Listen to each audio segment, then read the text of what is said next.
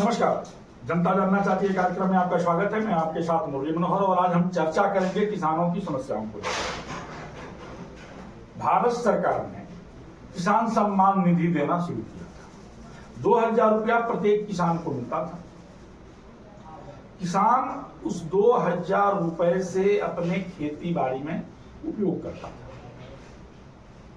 लेकिन एक आदेश हुआ कि किसान अगर पति पत्नी है और दोनों लोगों को किसान सम्मान निधि मिला है तो जब तक एक आदमी का किसान सम्मान निधि जमा नहीं हो जाएगा उनको किसान सम्मान निधि नहीं मिलेगा। लगभग 20 किस्त यानी 40,000 रुपया प्रत्येक किसानों को मिल चुका है। पैसा मिला, खेती में खर्च हो। अब किसानों के लिए एक बड़ी समस्या है कि जब तक वो जमा नहीं करेंगे अगली किस्त उनको मिलने वाली नहीं। खेत दोनों के नाम से है, पति पत्नी दोनों किसान हैं, दोनों खेती करते हैं, दोनों के नाम से खेत है। लेकिन सरकार ने जो ये बांड लगाया है कितना उचित है? क्या इससे किसानों की समस्याओं का समाधान निकल जाएगा? दूसरी सबसे बड़ी बात यह है कि किसानों को समय से रबी के बुआई का समय आ चुका है। किसानों के लिए खाद और बीज को लेकर के बड़ी किल्लत है। हरियाणा और पंजाब के किसानों ने अपने पैदावार का दूना मूल्य करने के लिए भी संघर्ष किया, खरीद गारंटी योजना के लिए भी संघर्ष किया। इन तमाम बिंदुओं पर चर्चा करने के लिए हमारे साथ जो है हमारे स्टूडियो में आज समाजवादी पार्टी के वरिष्ठ नेता के पांडे जी मौजूद हैं। आपका नेशनल कवरेज में बहुत बहुत स्वागत है। धन्यवाद। हमारे दूसरे जो आज के खास मेहमान हैं वो कांग्रेस मऊ जनपद के कांग्रेस के किसान कांग्रेस के जिला अध्यक्ष हंसनाथ तिवारी जी मौजूद हैं। हंसनाथ तिवारी जी किसानों के नेता भी हैं, किसानों के लिए हमेशा संघर्ष करते हैं और कांग्रेस ने इनको किसान कांग्रेस का जिला अध्यक्ष भी बना रखा है। आपका भी नेशनल कवरेज में बहुत बहुत स्वागत है। सबसे पहले हम के पांडे जी से चर्चा शुरू करेंगे। के जी, आपको क्या लगता है कि जो किसान सम्मान निधि पति पत्नी दोनों पाते हैं उसमें से एक को वापस करना है, सरकार का यह निर्णय कितना सही है? यह निर्णय पूर्णतया किसान विरोधी है और उसके साथ जन विरोधी भी है और इससे किसान इस निर्णय को सुनकर के बड़ा आहत हुआ है, बड़ा दुखी है। आपको क्या लगता है हंसनाथ जी? ये अगर पति पत्नी दोनों को किसान सम्मान निधि मिला है और सरकार कर रही है कि एक आदमी को वापस करना पड़ेगा, तभी हम एक आदमी को कंटिन्यू आगे तक जो है किसान सम्मान निधि देंगे। सरकार का यह फैसला सही है या गलत है? ये किसान विरोधी सरकार है, ये अनुचित निर्णय सरकार का है। ऐसा नहीं होना चाहिए कि जो दे करके फिर वापस किया जाए, ये गलत बात है। इस तरह का जो सरकार की रवैया है अनुचित है, ये नहीं होना चाहिए। ये होना नहीं चाहिए। नहीं होना। अगर किसान को भी तो अपने मन से अगर दोनों को किसान सम्मान निधि मिल रहा है तो एक आदमी को अपना होल्ड करा देना चाहिए, रोक देना चाहिए, बंद कर देना चाहिए। किसानों को भी जिम्मेदारी बनती है या नहीं? के जी, मैं ये आपसे एक सवाल पूछ रहा हूँ कि यदि ये सम्मान निधि है, ठीक है, सारे जो और भी सम्मान निधियाँ दी जाती है, लोकतंत्र सेनानियों का भी सम्मान निधि दी जाती है, तो लोकतंत्र सेनानी एक ही परिवार में दो भाई यदि लोकतंत्र सेनानी है तो उनको तो मिलता है। मेरे पास उदाहरण है। दूसरी बात है कि नौकरी में पति पत्नी यदि दोनों अध्यापक है तो दोनों को जो है उसका पेंशन मिल रहा है, मिलता है कि नहीं मिलता? जी मिलता है। तो ये किसान सम्मान निधि, किसान सम्मान निधि का मतलब कि वह निधि जो किसानों के सम्मान में उनके हेतुक सहायता के रूप में उनको काम करने के लिए दी जाती है। तो यदि किसान महिला भी है, उसके नाम से जमीन है, वो खेती कर रही है और करा रही है, तो उसका उसका हक है। और पुरुष यदि उसी का पति है, वो भी खेती कर रहा है, उसके नाम से जमीनें करा रहा है, तो उसका भी हक है। ये तो एकदम और लोकतांत्रिक निर्णय है भाई। तो महिलाओं के साथ मतलब हम समझ रहे हैं नहीं, ना, सरकार ने ये नहीं कहा कि महिला, सरकार ने ये कहा कि एक आदमी को अपना किसान सम्मान निधि वापस करना पड़ेगा, चाहे पुरुष करे चाहे महिला करे, इससे मतलब नहीं है। पति पत्नी में सरकार किसी का एक- असली निशाना महिलाओं की तरफ ही है। लेकिन उन्हीं को लोग कहेंगे कि वापस कर दीजिए। वो सरकार जो एम बनाई है, जो उसकी छद्म चाल है, जो सरकार का उद्देश्य है, सब लोग समझ रहे हैं। ये महिला विरोधी भी है। हंसनाथ जी, आपको क्या लगता है कि उत्तर प्रदेश में अब रबी के बुआई का समय आ गया है और अक्टूबर 15 अक्टूबर के बाद जो है खेती बाड़ी का काम शुरू होगा और 15 नवंबर तक किसानों को खाद और बीज चाहिए। आपको लगता है क्या कि सरकार उत्तर प्रदेश में जो है खाद और बीज किसानों को उपलब्ध करा पाएगी? खाद बीज के लिए जहाँ तक हमारा है रवैया है, ये सरकार नहीं करा पाएगी। इतना किल्लत है, इतना महंगाई। देखिए 50 किलो का जो पहले देते थे हमारी कांग्रेस सरकार, इन्होंने घटा करके 45 किलो 40 किलो कर दिया। आज दाम वही है। ये तो किसानों का एमएसटी की बात हो रही थी, तो देखिए कितने 725 लोग मरे हैं। ये किसान विरोधी सरकार है। जो अभी पंजाब में बाढ़ आई है, बताइए क्या क्या वजह की मदद की है पंजाब वालों के लिए? ये महिलाओं के विरोधी हैं और महिलाओं को ये मांग रहे हैं कि वापस किया जाए, न कि पुरुष को वापस किया जाए। महिलाओं से धन उगाई करेंगे। कि आपको क्या लगता है कि सरकार जो है समय से खाद और बीज उपलब्ध करा पाएगी? सरकार का दावा है कि गोदामों में खाद भी है, बीज भी है और सरकार जो है खेती बाड़ी की तैयारी की पूरी तैयारी कर लिया है। आपको क्या लगता है सारे किसानों को मिल पाएगा? हम इस पर एक शेर कर रहे हैं कि तुम्हारे फाइलों में गांव का मौसम गुलाबी है, मगर ये दावा फर्जी और किताबी है। सरकार कहीं भी नहीं व्यवस्था कर रही है। अभी पिछले दिनों धान में खाद डालने के लिए, यूरिया डालने के लिए लाठियां चल रही है।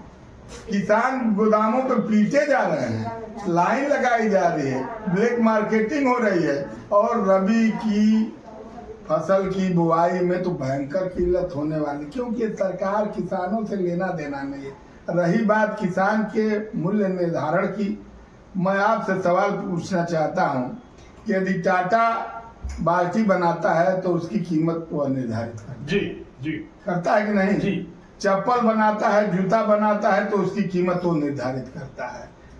गाड़ी बनाता है, कार बनाता है, मोटर बनाता है, ट्रक बनाता है तो उसकी कीमत वो निर्धारित करता है। या और भी जितनी कंपनियां जो भी प्रोडक्ट बनाती हैं, दवा बनता है, उसकी कीमत कंपनी निर्धारित करती है।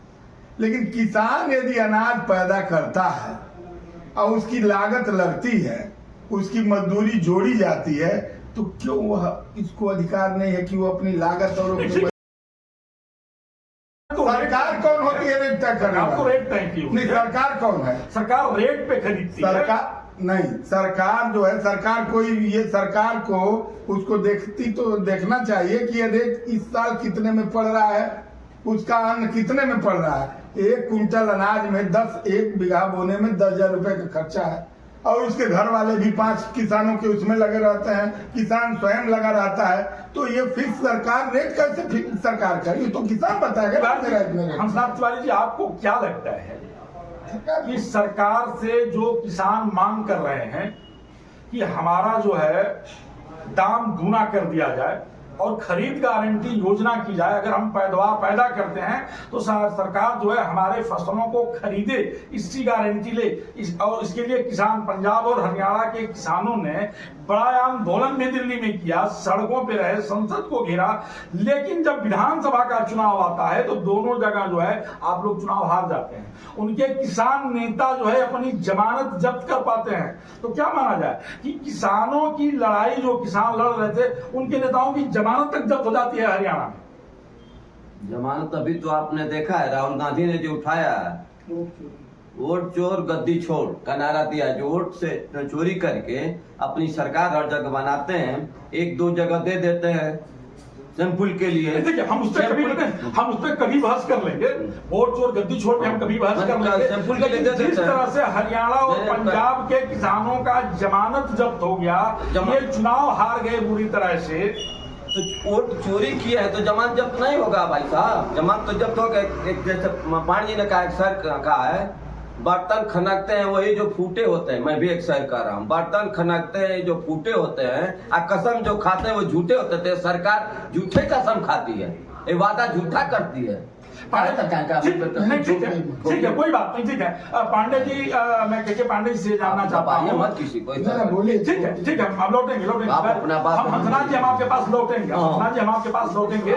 लेकिन हम के पांडे से ये जानना चाहते हैं कि किसान आंदोलन के बाद किसान नेताओं की इतनी दुर्दशा क्यों हरियाणा और पंजाब में? हम बता दे रहे हैं, ये कुछ नहीं, किसान आंदोलन के बाद कहीं दुर्दशा नहीं है।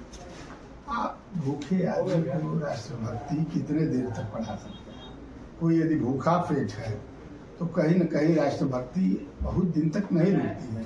और रही बात, तो इनकी बात से मैं सहमत हूँ कि जो भारतीय लोकतंत्र में जो चुनाव हुआ है, चुनाव के समय परिस्थितियाँ बदल जाती हैं, आदमी तत्कालिक चीज भूल जाता है। और हमारा किसान तो निश्चित है कि किसान सरकार विरोधी है और सरकार को वोट नहीं देना चाहता है, लेकिन जिस प्रकार से हमारे लोकतंत्र में वोट की चोरी हो रही, जिस प्रकार से गड़बड़ियां हो रही, जिस प्रकार से सरकारी तंत्र लगा करके और जीते हुए प्रतिनिधि का भी छीन लिया जा रहा है, पर्चा सर्टिफिकेट छीन करके लोग दे रहे हैं। भाई ये तो उदाहरण है, आप देख रहे हैं। हम नहीं मानते कि जो है किसानों ने सरकार को, हम लोगों को वोट नहीं दिया, किसानों ने दिया, लेकिन लोकतंत्र के चोरों ने लोकतंत्र के वोट को चोरी कर। हम आपकी बात पे लौट रहे। 2014 में कांग्रेस की सरकार, भाई मनमोहन सिंह भारत के प्रधानमंत्री थे, चुनाव आयुक्त भी आपके थे, उसके बावजूद भी 2014 में कांग्रेस क्यों हार गई? और अगर 2014 में बीजेपी के लोग निर्वाचन आयोग में सेंध लगा लिए तो सत्ता में बैठे लोग क्या कर रहे थे? 2014 में देखिए, आप बहुत चालाकी से प्रश्न कर रहे हैं। 2014 में निर्वाचन आयोग में सेंध नहीं लगा। 2014 में सरकार के खिलाफ एंटी इनकम्बेंसी थी, क्योंकि 10 साल की हमारी सरकार रही। लेकिन आप ये मान रहे हैं कि 2014 में कांग्रेस हारी है और बीजेपी जीती है। अन्ना तिवारी से मैं आपसे भी पूछूंगा, क्या उस समय जो है वोट चोरी नहीं हुआ था क्या? हम बता रहे हैं 2014 में कांग्रेस ने हार का माना कि हमको जनता ने नहीं पसंद किया जी। लेकिन 2014 के आने के बाद जिस तरह से संस्थाओं पर कब्जा है पहले किए, सारे संवैधानिक संस्थाओं को कब्जा करना, चीफ जस्टिस अपना बनवाना, चुनाव आयुक्त अपना बनवाना। एक मैं आपको रोकूंगा यार। जो चीफ जस्टिस हैं, इनके पिताजी कांग्रेस के विधायक रहे हैं कोगई के, 3 बार विधायक रहे हैं, 3 बार जो है वो रहे हैं, वो कांग्रेस के टिकट से। कांग्रेस ने उसको गवर्नर बनाया है। और उनका अभी एक बयान आया है, जब खजुराहो के एक व्यक्ति ने अपील किया था विष्णु मंदिर बनवाने के लिए, तो कहा था कि अपने भगवान से कह दो। तो कैसे ये मान लिया जाए कि चीफ जस्टिस तो के पिताजी तो कांग्रेसी थे? वही चीफ जस्टिस थे और उनको डरा धमका करके, जैसे सुन लीजिए, जैसे उनको डरा धमका करके, मैं खुलेआम ये चैनल पर नहीं कहना चाहता हूँ, लेकिन उनको कैसे प्रभावित किया गया और उसका परिणाम आप देख रहे हैं कि वो कोई राज्यसभा में गया। क्यों भाई? जब कोई मिली भगत नहीं थी तो उनको राज्यसभा दे के इनाम दिया गया कि गलत काम कर। मैं वर्तमान सीजीआई की बात कर रहा हूँ। वर्तमान जो है, उनके पिताजी 3 बार कांग्रेस से विधायक रहे हैं, 3 बार 3 प्रदेशों के गवर्नर भी रहे हैं और कांग्रेस ने बनाया है। और राहुल गांधी के मामले को देखने के लिए भी मना कर दिया था, यह कहते हुए कि मेरे पिताजी कांग्रेस के विधायक रह चुके हैं, मेरे ऊपर एक पार्टी विशेष का जो है आलोचना लगेगा। तिवारी जी आप इस पे क्या कहना चाहते हैं? उनका बयान आया है, आप कह रहे हैं कि संवैधानिक संस्थाओं पर सरकार, किसी भी सरकार का, जिसकी भी सरकार बनती है, संवैधानिक सरकार उनका जो है संवैधानिक संस्थाओं पर अधिकार होता है। कैसे 2014 में आप कह रहे हैं कि हम हार गए संवैधानिक संस्थान। दूसरी बात मैं लौट रहा हूँ, 2014 के बाद जब 19 में चुनाव होता है तो इनकी सीटें घट जाती हैं बीजेपी की। तो वोट चोरी कैसे 2014 में नहीं हुआ और 19 में घट कैसे गया? हाँ, एक मिनट बताइए। चोरी इस प्रकार की होती है कि जैसे कुछ ऐसा लगे कि नहीं ये कांग्रेस जीत रही है, फिर जीते जीते ऐसा क्रम में वो चोरी करते हैं कि उसको घटा दिया, अरे हार गई तो यहाँ वोट मिल गया, वहाँ वोट। ये बड़े साथीराना अंदाज में होती है, ग्राफिकल ग्राफ के द्वारा ही तिवारी जी, करते हैं। आपको क्या लगता है कि 2014 में ये 300 से ऊपर सीट पाते हैं, 2019 में 300 से नीचे आ जाते हैं, और 2022 के चुनाव में 240 यानी बहुमत में भी नहीं जाते हैं, बहुमत से भी पीछे हो जाते हैं। लगातार आरोप लग रहा है कि ये वोट चोरी किए हैं। वोट चोरी 400 पार जाते हैं, 240 पे सिमट के रहते हैं। वोट चोरी करते, वोट यदि चोरी नहीं हम करते। आपके पास लौटेंगे तिवारी जी, तिवारी जी, हाँ। आप अपनी बात कहिए। हाँ कहिए। अभी देखिए बनारस का वाराणसी का उदाहरण, हम 240 की बात कर रहे हैं, हम वाराणसी की अभी मैं नहीं कर रहा। बनारस को उदाहरण दे रहा हूँ। इसी तरह देखिए अजय राज जीतते गए ऐसा चोरी किए कि पहले जिताए, अब बाद में ऐसा किया कि हारा दिया। ठीक है, मैं बनारस की बात को आपकी मान लिया। घोषी में अब जिस लोकसभा से आते हैं, जहां आप बैठे हैं, यहाँ कोई भी, जब मोदी लहर थी, मोदी की लहर की बात मैं कर रहा हूं, 2014 में जब लहर थी, कांग्रेस हाशिए पर थी, हार रही थी, तभी अब 1 लाख से चुनाव हरिनारायण जी जीतते हैं। और 2022 में यही राजीव राय प्रधानमंत्री नरेंद्र मोदी से 10,000 मतों से अधिक से जीत करके 1,60,000 से जीत करके हैं। घोषी में चोरी हुई कि नहीं हुई, आप हमको बता। हम बता रहे हैं, हम बताएं, बताइए। कहीं घुसी में चोरी नहीं।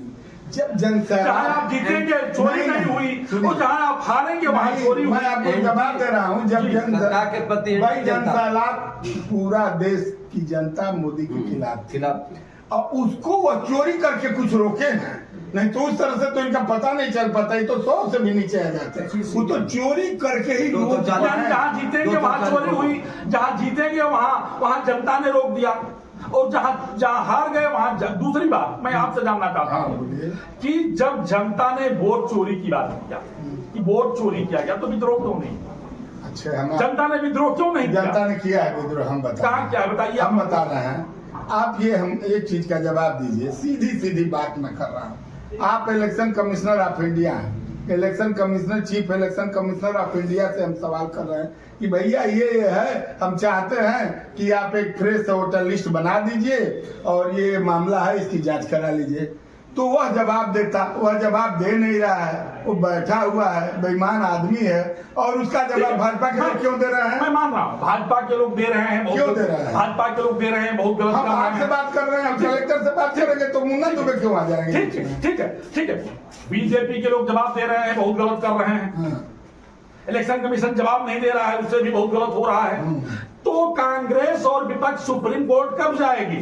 जाएगी कि नहीं जाएगी? सुप्रीम कोर्ट जाएगी। जनता, अब देखिए, जब सारे संस्थाएं फेल हो जाती हैं, जनतंत्र में, लोकतंत्र में, और ये समय समय पर उदाहरण है, जब सारी संस्थाएं फेल हो जाती हैं, जब सारे संस्थाओं पर कब्जा हो जाता है, तो जनता के बीच में ही जाने का एकमात्र रास्ता जन आंदोलन और क्रांति रहेगा। आखिर जन आंदोलन और क्रांति भी कब शुरू होगी? शुरू ऐसे ही होगी जैसे ये लोग कर्म कर रहे हैं, जिस तरह से दबाया जा रहा है, जिस तरह से पुलिसिया नग्न तांडव हो रहा मैं तो है। देख रहा हूँ जिन जिन प्रदेशों में चुनाव हो रहा है, उन प्रदेशों में बीजेपी प्रचंड बहुमत से जीत रही है, तो कैसे मान लिया जाए कि यहाँ और चुनाव जो होगा उसमें बीजेपी कहीं प्रचंड बहुमत से नहीं जीतने जा रही है। अब जनता 100% समझदार जाग गई है, और ये दबाएंगे, लाख चोरी करेंगे, लाख बहकाएंगे, लाख गुंडई करेंगे, उसके बाद भी यह अब चुनाव नहीं जीतेंगे।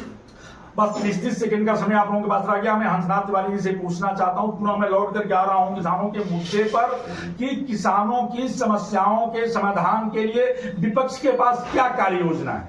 हंसनाथ तिवारी जी। विपक्ष के पास कार्य योजना है, या हमारी सरकार आती है केंद्र में तो उसके लिए नहीं, ठीक है, वो अलग का विषय है कि हम केंद्र में आएंगे, सरकार बनाएंगे, किसानों को मलाई खिलाएंगे, किसानों को पुलाव खिलाएंगे। आप विपक्ष में रह करके किसानों के लिए क्या करेंगे? बस 15 सेकंड में आप किसानों की हम लड़ाई संघर्ष करेंगे, सड़कों पर किसानों की समस्याओं को लेकर के, चट्टी से लेकर के संसद तक लड़ाई करेंगे। ठीक है, आपकी बात भावनाओं छोड़ेंगे नहीं। के पांडे जी, मैं आपसे जानना चाहता हूँ 30 सेकंड में आप हमारी सरकार की सीधी योजना है, जी। जब मेरी सरकार बनेगी तो मैं किसान हाँ। के नेताओं की एक कमेटी बनाऊंगा और वो कमेटी दाम सरकार निर्धारण। बनेगी नहीं, फिर वही ख्याली पुलाव मत खिलाइए कि हम मैं इसको जो है रसगुल्ला खिलाऊंगा। मैं किसानों की समस्याओं के लिए कमेटी बनाऊंगा और वो कमेटी निर्धारण करेगी कि मेरा गेहूं इस साल किस रेट का है, किस रेट जब में सरकार बनेगी तो हाँ सरकार नहीं बनने की तो संघर्ष करेंगे। संघर्ष करेंगे। तो आप सुन रहे थे के पांडे जी को, जो भी समाजवादी पार्टी के नेता है और वरिष्ठ भाजपा वो किसान नेता हैं, और आप सुन रहे थे त्रिपाठी जी को। आप दोनों लोगों ने जो है किसानों के मुद्दे पर जो है बेबाक टिप्पणी करते हुए कहा कि आज उत्तर प्रदेश समेत पूरे देश में किसानों की बड़ी दुर्दशा हो रही है और केंद्र और प्रदेश की सरकार जो है किसान विरोधी है, और जब तक किसान विरोधी रहेंगे तब तक भला होने वाला नहीं है। मुझे किसान बने रहिए, मेरे साथ देखते रहिए। धन्यवाद। धन्यवाद।